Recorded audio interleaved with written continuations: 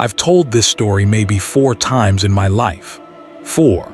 And every time, my hands do this thing where they go cold, like the blood just decides to leave them.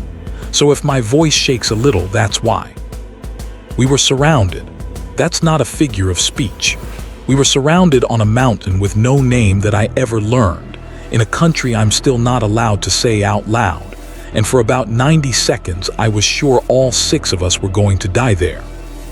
And then someone we'd left for dead pulled a trigger. But I'm getting ahead of myself. Let me start where it started. It was supposed to be a quiet night. They always say that, right? Every guy who ever got shot at will tell you it was supposed to be quiet.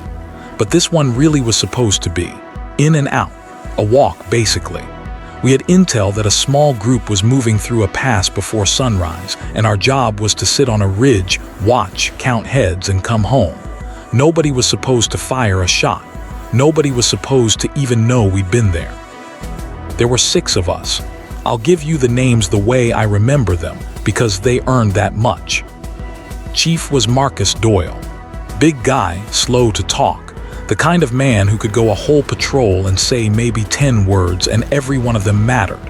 When Doyle spoke, you listened, because he didn't waste breath on nothing. Then there was Ellis. Ellis never shut up. He'd narrate his own life if you let him. Stepping over a rock now, he'd whisper, real treacherous rock, lotta history with this rock. Drove half the team crazy. The other half loved him for it. I was the half that loved him. Tanner was our medic. Quiet, careful, hands like a surgeon. He used to fold his gum wrapper into tiny little stars and leave them on your gear as a joke. You'd find one in your pocket 2 days later and just laugh. Cooper carried the heavy stuff and never complained, not once, which I think made the rest of us complain less. And then there was Rays. Rays was the youngest, first real deployment with us. Good kid, too good almost. He still believed in things the rest of us had stopped believing in. I liked having him around for that. It reminded you why you started. And then there was the 6th man. But I'm going to hold off on him a minute, because that's the whole point of the story, and I don't want to give it away just yet. Anyway, 6 of us. We moved out a little after midnight. The cold up there is a different kind of cold. It's not just temperature. It gets into the seams of you. Your teeth ache. Your fingers stop being your own. The air is so thin you feel like you're breathing through a straw, and every step uphill makes your heart slam like it's trying to get out. The mountain was all loose rock and these black, twisted little trees that didn't have any business growing that high. Above us, the sky was just absolutely thick with stars. I remember thinking, even then, in all that quiet, how stupid beautiful it was. You don't expect beauty in a place like that. It almost feels like a trap. We hit our spot on the ridge around 2 in the morning, set up, got low, started watching. And nothing happened. That's the part nobody tells you about. Most of war is nothing happening. You lie on cold rocks and you wait, and your mind starts wandering to weird places. I was thinking about my dad's truck of all things, the way it smelled. I have no idea why. The brain does what it wants. Ellis was next to me doing his thing, whispering. You ever notice, he says, that we always end up on the cold mountains, never the warm beach. They got beaches in this part of the world, send us there. I'd be a great beach operator. Shut up, Ellis, Doyle said. No heat in it, just routine. Copy, Chief, shutting up. Mid-sentence even, look at that discipline.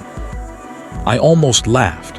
I'm glad I didn't, because that's right around when Rays, who was on the glass, said something that made my stomach drop. Chief, he said, and his voice had changed. It had that flat, careful sound a voice gets when somebody's trying very hard not to panic. I'm not seeing a small group. Doyle crawled over, put his eye to the scope. He didn't say anything for a long time. When he finally did, it was just 2 words.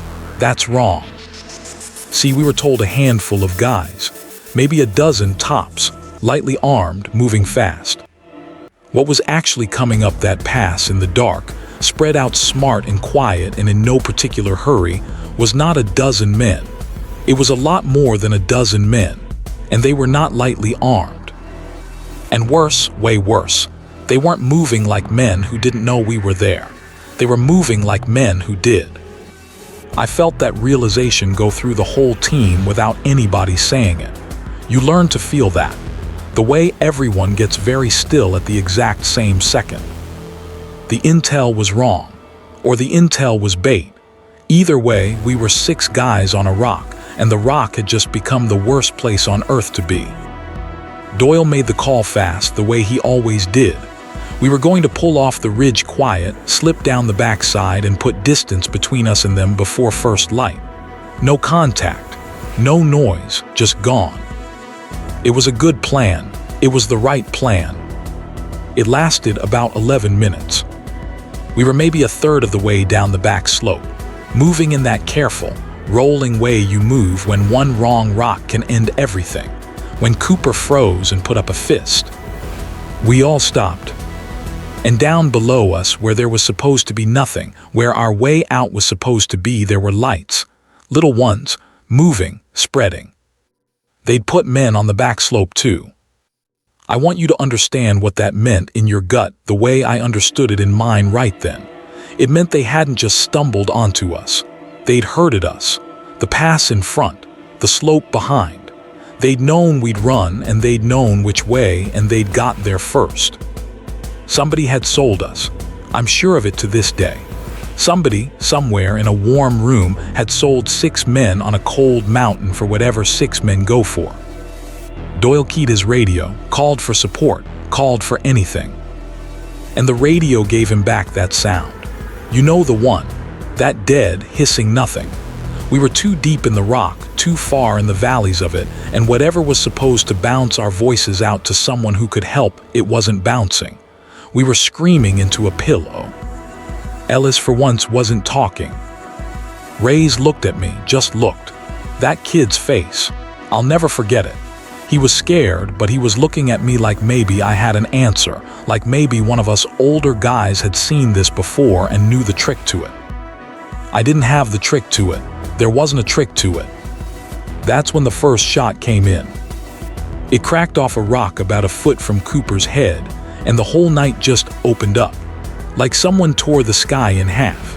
Muzzle flashes blooming below us and above us and to both sides, and that horrible sound. That wet ripping snap of rounds, going past your skull close enough to feel. Contact, somebody screamed. Might have been me, honestly might have been me.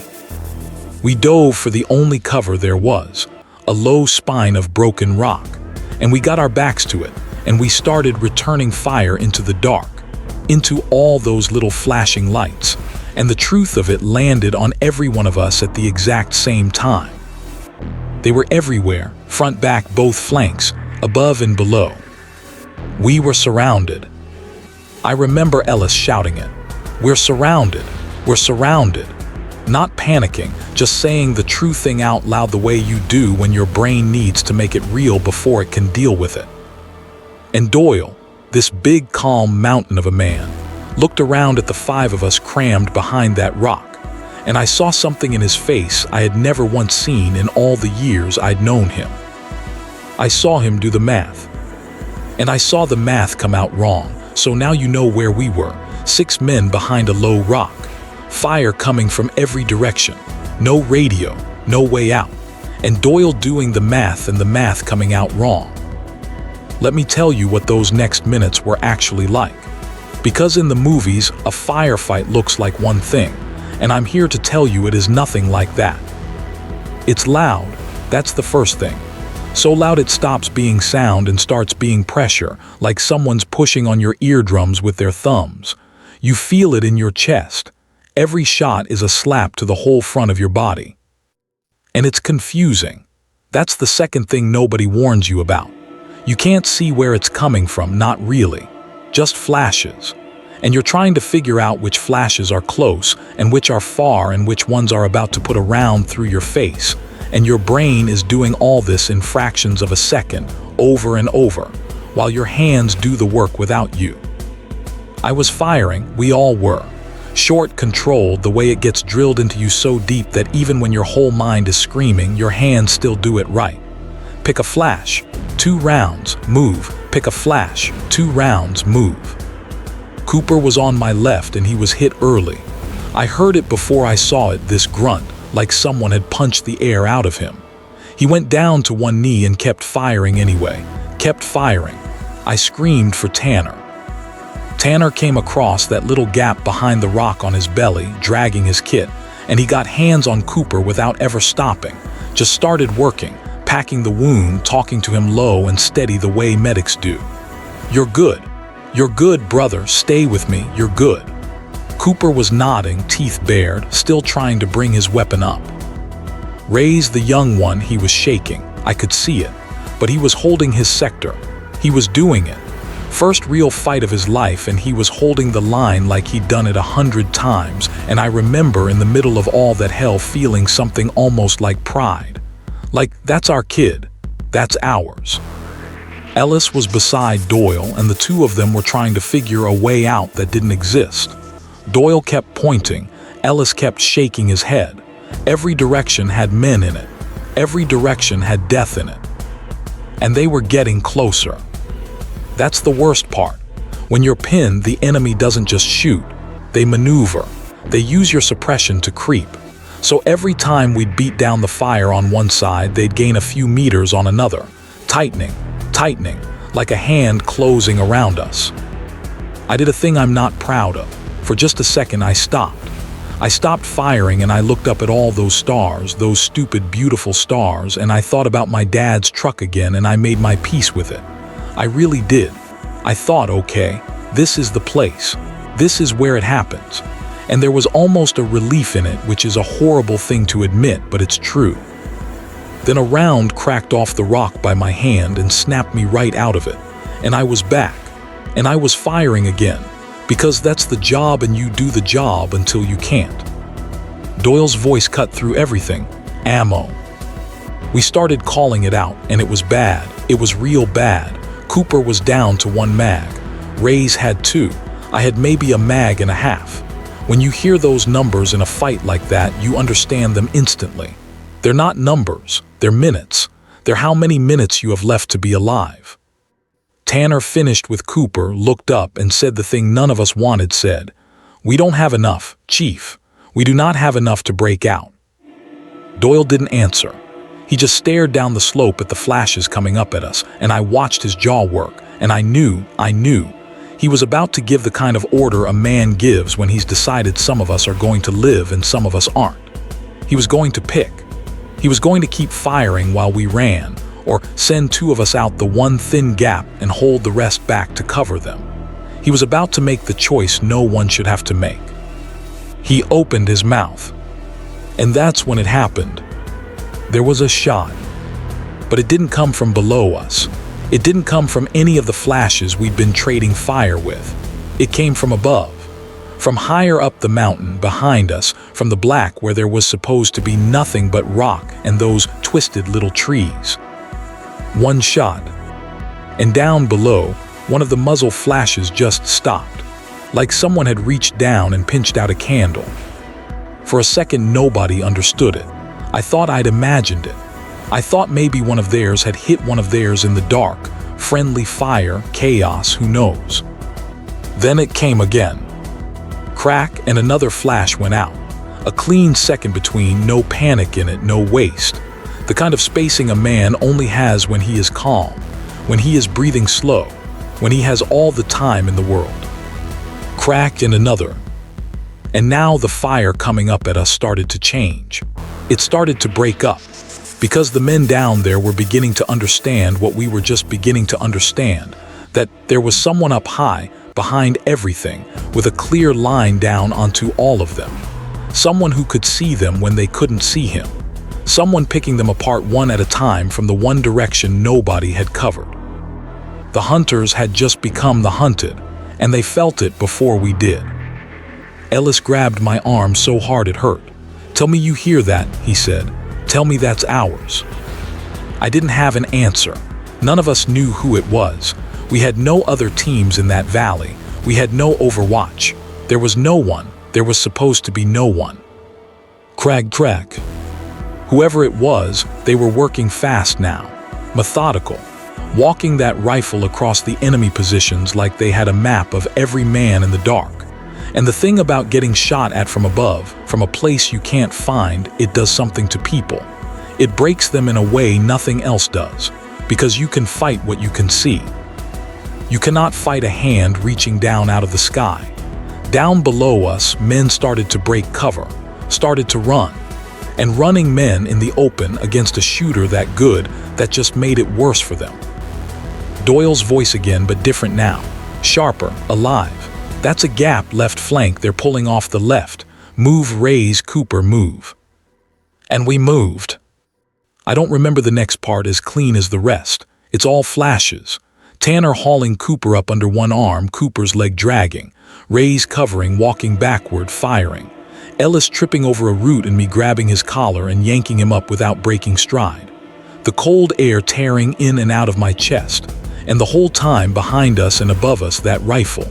Crack, crack, steady as a clock, buying us every single step. Every flash it put out was a man who wasn't shooting at our backs. We got off the spine of rock. We got into a fold of the mountain, a little ravine, dead ground where their fire couldn't follow. And we kept going, half running, half falling. Cooper white as the snow on the high peaks, but alive, still alive. All 6 of us still alive, which 40 seconds earlier had been impossible. And the shooting behind us got further and further away, until it was just the occasional crack, and then the crack stopped too. We finally went to ground in the bottom of that ravine, everyone gasping. Tanner already back on Cooper, checking the packing, his hands moving in the dark. And there was this moment, this strange ringing quiet, where we all just looked at each other in the starlight like we couldn't believe we had faces still attached to our heads. Ray said it first, the kid, he said, "Who was that?" And nobody answered because nobody knew. Doyle keyed his radio again down here lower out of the rock's shadow, and this time it crackled, faint but there. We had comms. We could call for the bird now. We were going to get out. But Doyle didn't call it in right away. He was looking back up the mountain, up at that black slope where the shots had come from. And I watched him do this thing. He reached up and he keyed a different channel, an old one, a frequency we hadn't used in a long, long time, a frequency that belonged to a man who wasn't supposed to be able to answer it. And he said a name into the radio.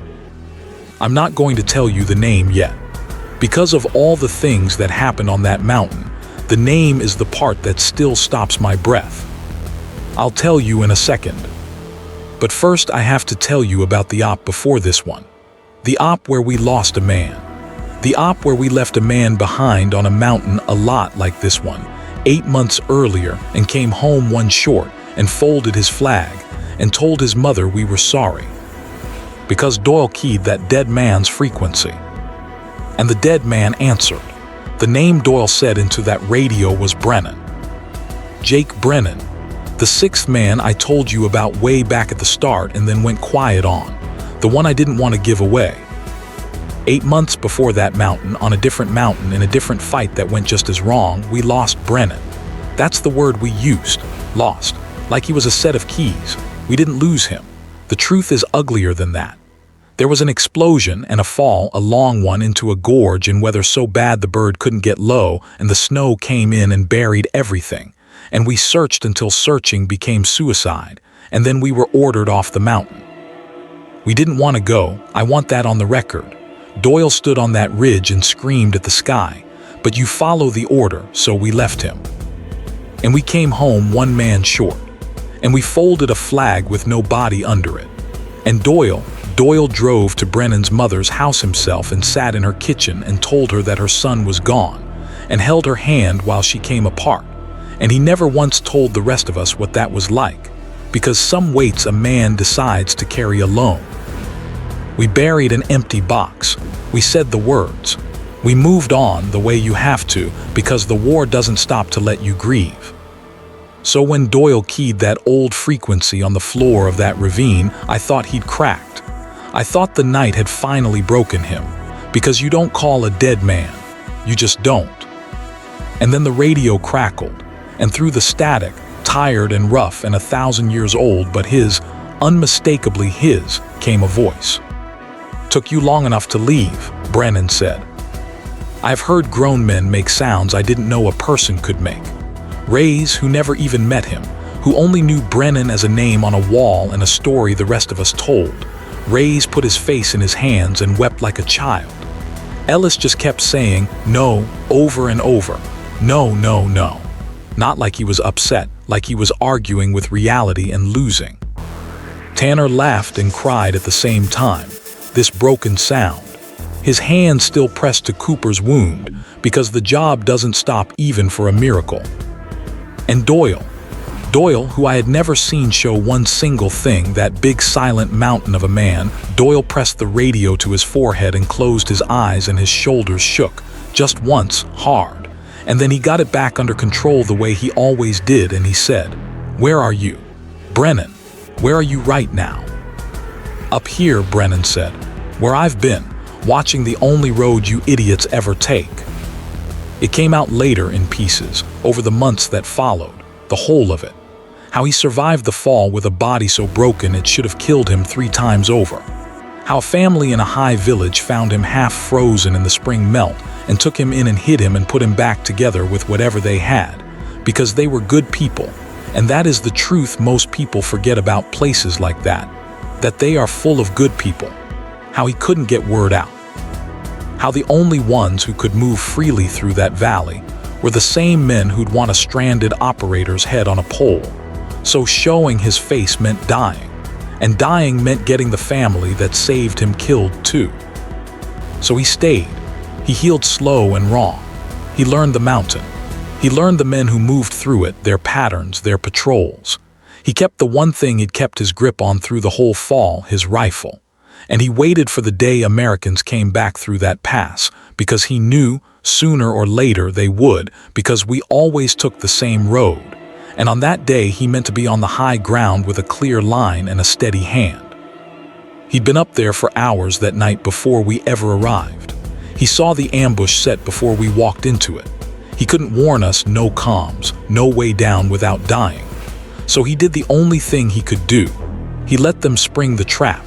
And then when they were all committed, when every one of them had their backs to the high slope and their eyes on 6 men behind a rock, he opened up from the one direction in all the world that no one was watching. He didn't turn that battle around with numbers. There was one of him. He turned it around because he knew that mountain better than the men who'd lived their whole lives on it, and because he was the best shot any of us ever served beside, and because 8 months of waiting had burned every nerve out of his hands. The bird came an hour before dawn. I'll never forget the sound of those rotors coming up the valley, that heavy, beautiful thunder. We popped infrared and the pilot found us, and the downdraft hammered us flat, and Cooper got lifted out first, still cursing, which is how we knew he'd make it. And then they brought Brennan down. He came down off that high slope slow. He had a limp that never did fully heal. He was thin, terribly thin, with a beard halfway down his chest and eyes that had seen a kind of alone most of us will never know. He was carrying that rifle like it was part of his own arm. And he stopped, maybe 10 feet from us in the gray almost light, and he looked at 5 men he had buried in his own mind, same as we'd buried him, and nobody moved for a second. Then Doyle crossed that 10 feet and wrapped him up, and the rest of us piled on. 6 men in a heap on a freezing mountain, holding on to each other like if we let go someone might disappear again. And I'm not ashamed to tell you I cried into the shoulder of a man I'd helped carry an empty coffin for, and I felt his ribs through his coat, and I felt him breathing. And breathing is the most incredible thing in the world when it belongs to someone you thought was gone. Reyes the kid, he stuck out his hand to shake, all formal, all respect, didn't feel like he had the right to hug a legend. And Brennan looked at the hand and laughed this dry, cracked laugh and pulled him in anyway and said, "You held the line back there. I watched you. First fight." Reyes nodded. "You did good," Brennan told him. "And I watched that land on that kid like sunlight. He'll carry that the rest of his life." The man who came back from the dead told him he did good. We got Brennan home. It wasn't simple. A man who's officially KIA is a paperwork nightmare you wouldn't believe, and the reunion with his mother is a whole other story that isn't mine to tell. But he walked into her kitchen. The same kitchen where Doyle once held her hand and told her the worst thing a mother can hear. He walked in alive. That family in the high village, we found a way to take care of them. Quietly, properly. That's all I'll say about that. But we never forgot what they did, and we never will. People ask me when I tell this whether it was luck, whether it was a miracle, and I used to say yes. But I've thought about it a long time, and I don't think that's the word anymore. Brennan didn't get lucky. Brennan decided. He decided, broken at the bottom of a gorge, that he wasn't done. He decided, every cold morning for 8 months, to heal one more day. He decided to climb back up to the high ground and wait for his brothers, even when waiting must have felt like madness, even when the easy thing, the human thing, would have been to give up and disappear into that valley forever. We were surrounded that night. Truly, completely surrounded, with the math coming out wrong and a good man about to make a terrible choice. And the thing that saved us wasn't a bigger gun or a lucky break or the cavalry coming over the hill. It was loyalty. It was one man, alone in the dark, who never stopped being our brother, even when we'd stopped expecting him to be alive. I've been out of all that a long time now. I've got gray in my beard and a couple of grandkids who think the loudest thing in the world is the lawn mower. And every year, all 6 of us get on a call wherever we are. Cooper with his bad leg. Ray's, who's a chief himself now, raising up his own young guys. Ellis still talking God love him. Tanner still folding gum wrappers into stars. Doyle still saying 10 words and meaning all of them. And Brennan. And every year, one of us raises a glass and says the same thing. We say it to the high ground, to the man who was up there when there was supposed to be no one. Nobody comes back from that mountain alone. We all came down together, every single one of us. And we always will.